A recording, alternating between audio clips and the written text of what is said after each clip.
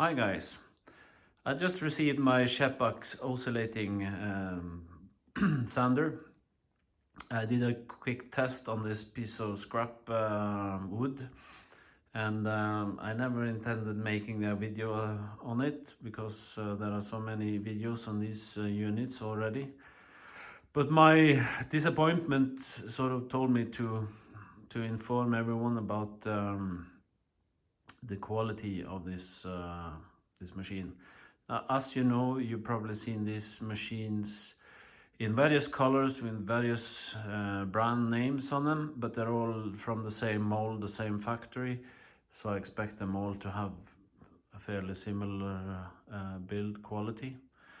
Now, what I noticed when I ran my workpiece on the belt is that the bottom got rounded off, and it was I can't, you won't see it on the video here, but the bottom 10 millimeter or something is like rounded off.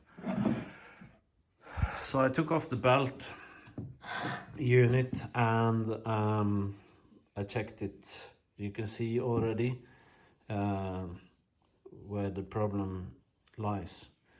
In the ideal world, let's call this a pressure plate. In the ideal world, your drive and idle roller would sit slightly below the pressure plate.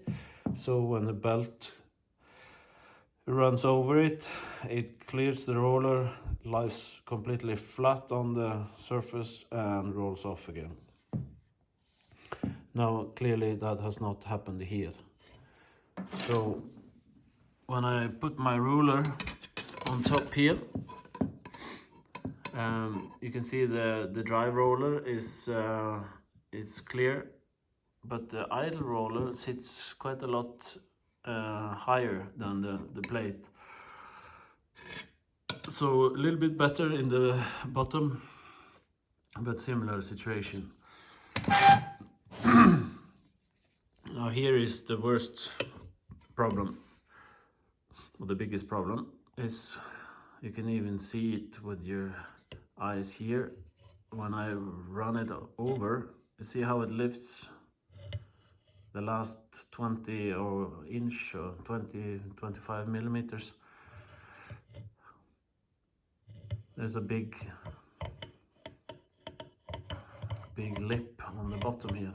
There might be a good reason the lip should be there to keep the belt in place, whatever, but it is so big, it is so massive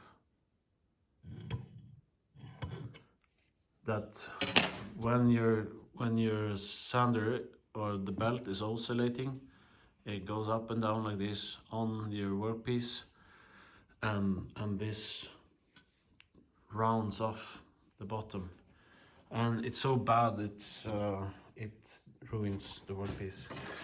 Another issue here, it doesn't really matter now because the belt is not flat on it, but the heads on the bolts, it protrudes.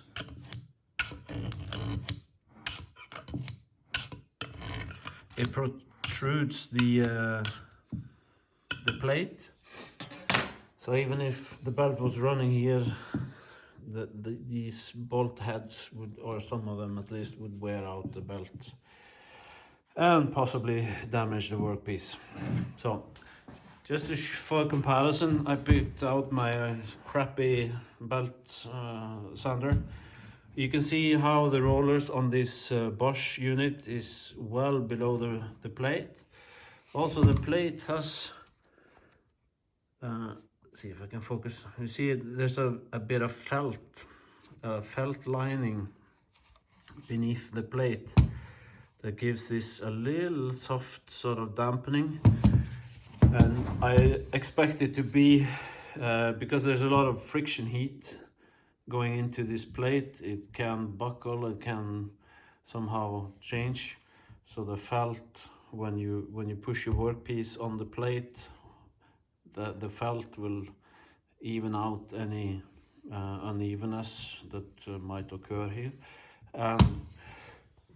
It's cheap, but it gives a result I can live with. This is not the case with this one.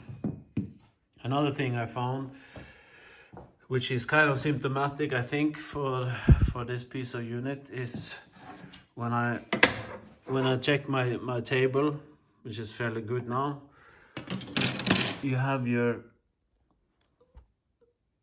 little notch in the